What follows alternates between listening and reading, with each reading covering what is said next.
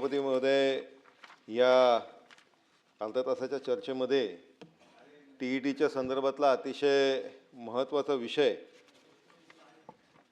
सभापती महोदय 1 सप्टेंबर 2025ला सर्वोच्च न्यायालयाने एक निर्णय दिला आणि त्याच्यामुळे शिक्षकांवरती टीईटी परीक्षा ही अनिवार्य करण्यात आली। सभापती महोदय, हा निर्णय देताना काही अत्यंत महत्त्वाच्या ज्या बाबी आहेत ते माननीय सर्वोच्च न्यायालयासमोर मांडण्यात आल्या नव्हत्या। त्यामुळे या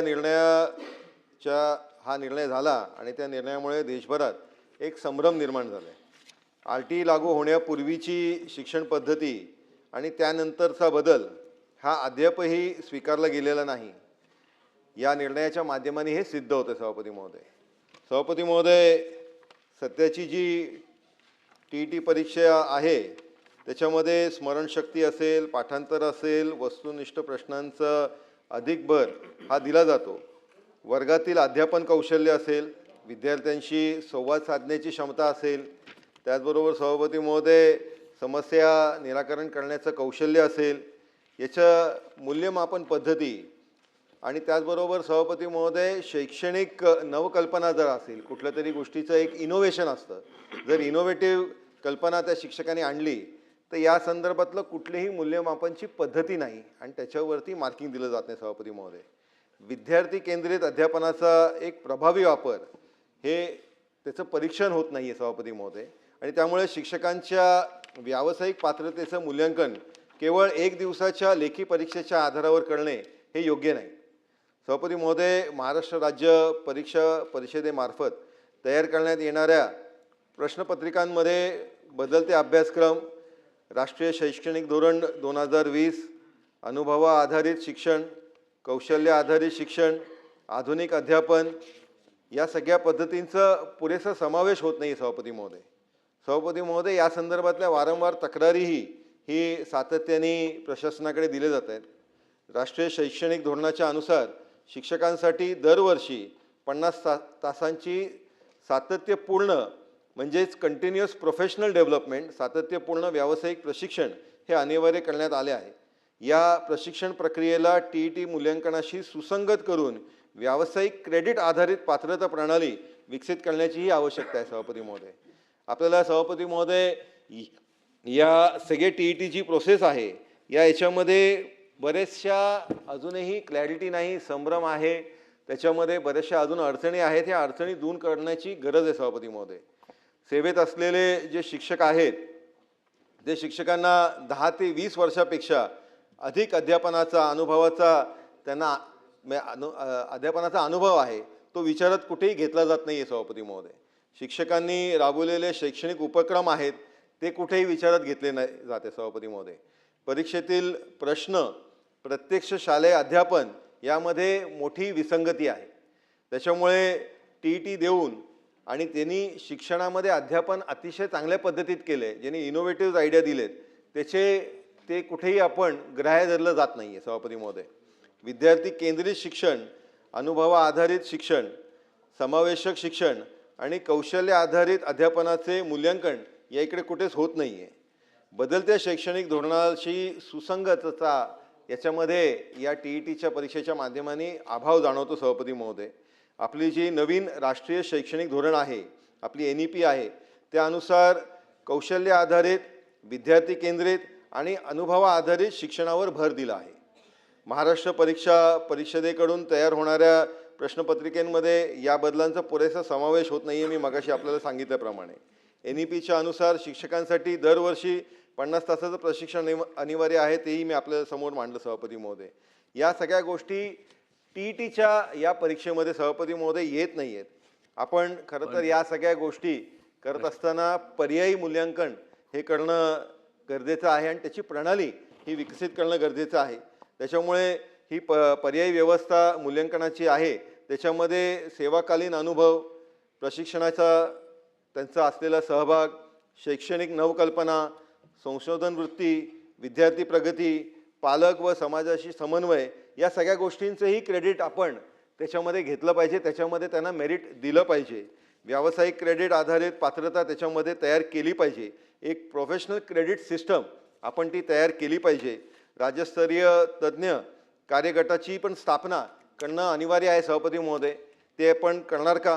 कारण त्याच्यामध्ये जर ही गटाची स्थापना करण्याच्या त्याच्यामध्ये शिक्षणतज्ज्ञ, शिक्षक प्रतिनिधी, शिक्षक संघटना, संशोधनच्या करणाऱ्या संस्था असतील, शिक्षण विभागाचे अधिकारी असतील, या सगळ्या गोष्टींचं एकत्रित एक तज्ज्ञ गट आपण तयार करणं गरजेचं आहे. CTET संदर्भात जे प्रमुख मुद्दे आहेत सभापती महोदय, की CTET अध्यापन शास्त्रावरती आधारित प्रश्नांचा समावेश हा असला तरी भाषिक अडचण आहे. अजूनही CTET मराठीमध्ये जर मराठी भाषेतला शिक्षक असेल किंवा मराठी माध्यमचा शिक्षक असेल तर त्याला तो पेपर इंग्लिशमध्ये येतो, त्याला तो सोडवताच येणार नाही. आज सकाळी प्रश्नोत्तराचा तास जो सुरू झाला तो मराठी भाषेवरती झाला आणि अतिशय समर्पक उत्तर असं माननीय मंत्री महोदयांनी, उदयजी सामंत यांनी दिलं. तर त्या मराठी भाषेचा आपण ज्यावेळेस उदो करतोय त्यावेळेस CTETचा पेपर पण मराठीमध्ये आला पाहिजे. या संदर्भातली भूमिका आपण काय करणार? आणि त्याच्यामुळे सभापती महोदय, या अनेक अडचणी आहेत. या अनेक अडचणीवरती मात करण्याच्या दृष्टिकोनाने काही स्पेसिफिक असे 9 प्रश्न आहेत, त्याच्याबद्दलचं शासनाने क्लॅरिटी देणं गरजेचं आहे. लक्षात नाही राहणार त्यांच्या, लेखी द्या. आता एक दोन मी 9 प्रश्न एकसाथच विचारतो, एका दमात विचारतो आणि मला पूर्ण विश्वास आहे की मंत्री महोदय हे 12 प्रश्न आहेत, त्याच्यामधले 9 प्रश्न विचारतो. वेळ नका का? सभापती महोदय, ठीक आहे ताई, त्यांना विचारा, जेवढे शक्य होतील तेवढ्याची उत्तर देईल. पटापट. TET अध्यापन प्रात्यक्षिक म्हणजे टीचिंग डेमॉन्स्ट्रेशन व पोर्टफोलिओ मूल्यांकनाचा समावेश आपण करणार का? NEP 2020ची सुसंगत प्रश्नपत्रिका तयार करणार का? वार्षिक 50 तास प्रशिक्षणासाठी जोडलेले व्यावसायिक क्रेडिट प्रणाली ही लागू करणार का? राज्यस्तरीय तज्ज्ञ समिती ही तातडीने आपण स्थापन करणार का? मराठी आपल्या राज्यामध्ये मराठी म्हणून मराठीमध्ये आपण आपल्या प्रादेशिक भाषांमध्ये CTET उपलब्ध करण्यासाठी केंद्र शासनाकडे प्रस्ताव पाठवणार का? त्याचबरोबर सभापती महोदय, 2013 पूर्वीची जी नियुक्त्या आहेत त्या नियुक्त्या देण्यासाठी आपण केंद्र सरकारकडे प्रस्ताव पाठवणार का? यापूर्वी पण सभापती महोदय आपण शासन म्हणून अशा सूट देण्याच्या संदर्भातला प्रस्ताव हा केंद्राकडे पाठवला आहे. तर तसाच 2000 पूर्वीचे ज्यांचे नियुक्त्या आहेत त्यांना सूट देण्यासंदर्भातला प्रस्ताव आपण केंद्र शासनाकडे पाठवावा.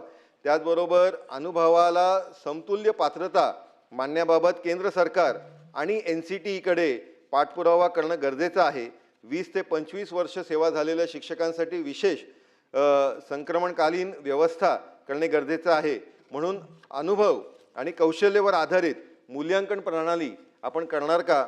आणि शेवटचा सभापती महोदय प्रश्न, की राज्य शासन केंद्र सरकारकडे RTE कायदा किंवा NCTE नियमांमध्ये सुधारणा करण्याची मागणी करणार का? सभापती महोदय, सन्मान्य सदस्य निरंजनजी डावखरे यांनी शिक्षक पात्रता परीक्षा म्हणजे TETच्या अभ्यासक्रमाबद्दल अतिशय चांगल्या सूचना ह्या ठिकाणी काही देण्यात आलेल्या आहे. जसं त्यांचं म्हणणं आहे की अध्यापन कौशल्य, संवाद कौशल्य, शैक्षणिक नवकल्पना, विद्यार्थी केंद्रित अध्यापन पद्धती, संशोधन वृत्ती, नवनवीन अभ्यासक्रमामधील सहभाग, पालक आणि समाजाशी समन्वय इत्यादी बाबींचा यात अभाव असल्याचं आपलं त्या ठिकाणी आपण निदर्शनास आणून दिलेलं आहे. परंतु सभापती महोदय, ह्या परीक्षेचा उद्देश शिक्षकांच्या अध्यापनासाठी आवश्यक मूलभूत शैक्षणिक व व्यावसायिक पात्रतेची पडताळणी करणे असून ती सेवा मूल्यप्रमाणाची स्वतंत्र अशी काही व्यवस्था त्या ठिकाणी नाही. शिक्षक जेव्हा आपण पदावर नियुक्ती करतो तेव्हा ऑलरेडी काळेसाहेब तो D.Ed झालेला असतो, B.Ed झालेला असतो आणि त्याच्यामध्ये ह्या सर्व गोष्टीचा समावेश ऑलरेडी त्या ठिकाणी असतो. मुळात हे अभ्यासक्रम अध्यापनाच्या तंत्रावरच त्या ठिकाणी आधारित असतात आणि शिक्षक पात्रता परीक्षेचा जो अभ्यासक्रम आहे निरंजनजी, हा राष्ट्रीय शिक्षक शिक्षण परिषद जी आहे NCTE यांनी ह्या केंद्रीय शिखर संस्थेच्या मार्गदर्शक सूचनानुसार त्या ठिकाणी आपण राज्य सरकार देखील त्या ठिकाणी TET 2 घेते, केंद्र सरकार पण घेते आणि राज्य सरकार पण त्या ठिकाणी घेते. तरी आपण व्यक्त केलेल्या मुद्द्यांबाबत प्रामुख्याने सेवा प्रवेशोत्तर कालावधीत प्रशिक्षण हा सर्वोत्तम उपाय. तरी आपण ज्या सूचना केल्या हे आपण एकदा शिक्षक त्या ठिकाणी जॉईन झाला की काळेसाहेब आपण वारंवार नंतर शिक्षकांना जे SCRTच्या मार्फत नंतर डाएटच्या मार्फत जे प्रशिक्षण देत असतो त्या प्रशिक्षणाच्या माध्यमात देखील आपण याचा समावेश त्या ठिकाणी करू शकतो. आज आपल्याला सांगताना आनंद होतो की आज सर्व जग ज्या दिशेनं चाललंय आपण सर्वजण आणतो की AI कडं संपूर्ण जगाचा कल त्या ठिकाणी आहे आणि AIच्या माध्यमातून नवीन क्रांती या संपूर्ण जगामध्ये घडते.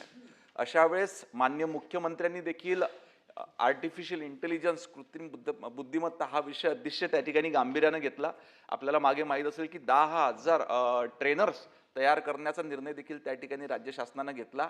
आपल्या शिक्षण विभागासाठी एक आनंदाची गोष्ट अशी आहे की स्वतः गुगल एज्युकेशन याच्यामध्ये पुढाकार घेतला. आपल्या शिक्षण विभागाचा गुगल एज्युकेशन ह्या आंतरराष्ट्रीय संस्थेसोबत त्या ठिकाणी करार केला.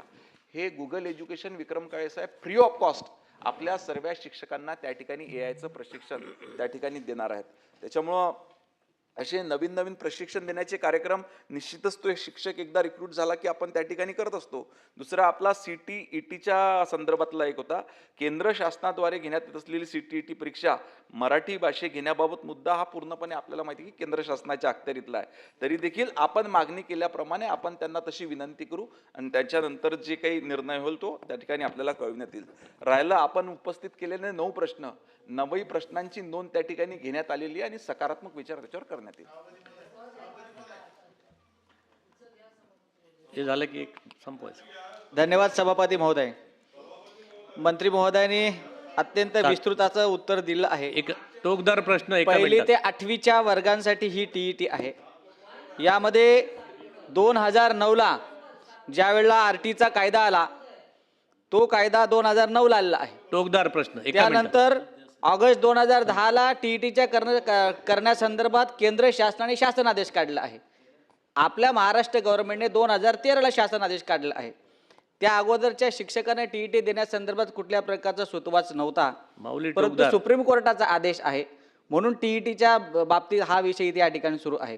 पण यावर असा काहीतरी तोडगा काढला पाहिजे प्रश्न. की महाराष्ट्र गव्हर्नमेंटने एखादी पुनर्याचिका सुप्रीम कोर्टाकडे सादर करणं अपेक्षित आहे जसं अन्य राज्यांनी केली आहे. तर ती आपण करणार का?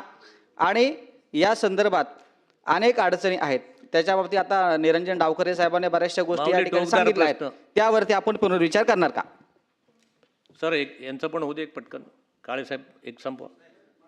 नाही, मी यांचं सांगून देतो. ठीक आहे बरं. सभापती महोदय, आपल्याला माहिती आहे की 2009 सालीच्या RT ॲक्टच्या मध्ये TETची प्रोव्हिजन त्यावेळेस करण्यात आली होती.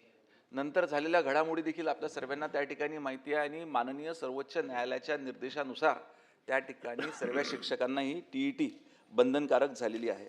नंतर आपल्याला देखील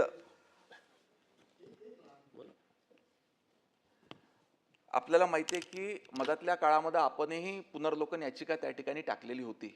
जशा इतर राज्यांनी प्रयत्न केला होता तसा आपण देखील केला होता. आपल्या सर्व लोकप्रतिनिधीची मागणी त्या ठिकाणी होती, वेगवेगळ्या शिक्षक संघटनाची मागणी होती.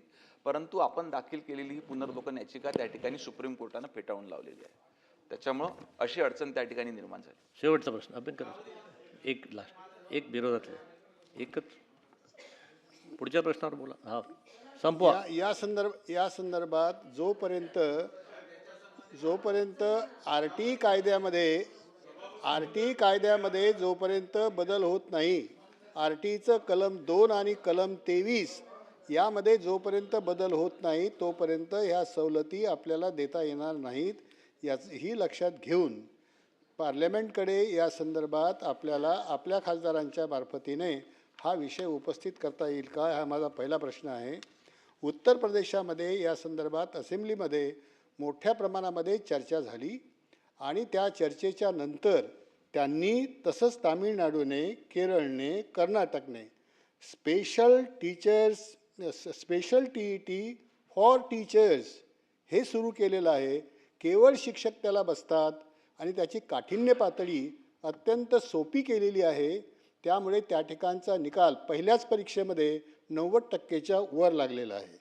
एक शेवटचा आणखी प्रश्न आहे की बिजेंदर गुप्ता ज्याने 25 वर्षापासून बिहार, हरियाणा, ओडिसा आणि उत्तर प्रदेशामध्ये पेपर फुटीचं काम केलं, हा जो प्रमुख आरोपी आहे याला अजूनपर्यंत पकडण्यात आलेले नाही. त्याबद्दल काही कारवाई होणार आहे का?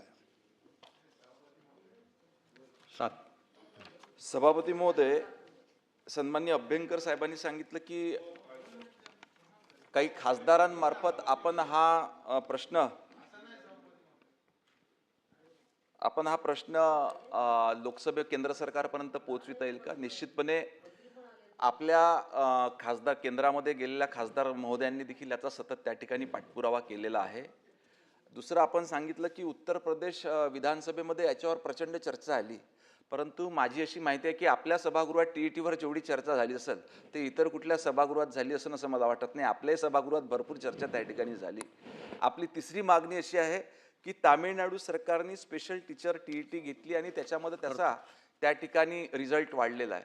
तर निश्चितपणे याच्यावर सकारात्मक विचार करण्यात येईल, कारण सरकारचं देखील धोरण आहे आणि सरकारची देखील इच्छा आहे की आपल्या इथले किमान जे आधी इतक्या वर्षापासून कार्यरत असलेले शिक्षक आहे त्यांना यातून लवकरात लवकर पात्र होऊन रेग्युलर त्यांची सर्व्हिस क्रमांक 7 तुम्हाला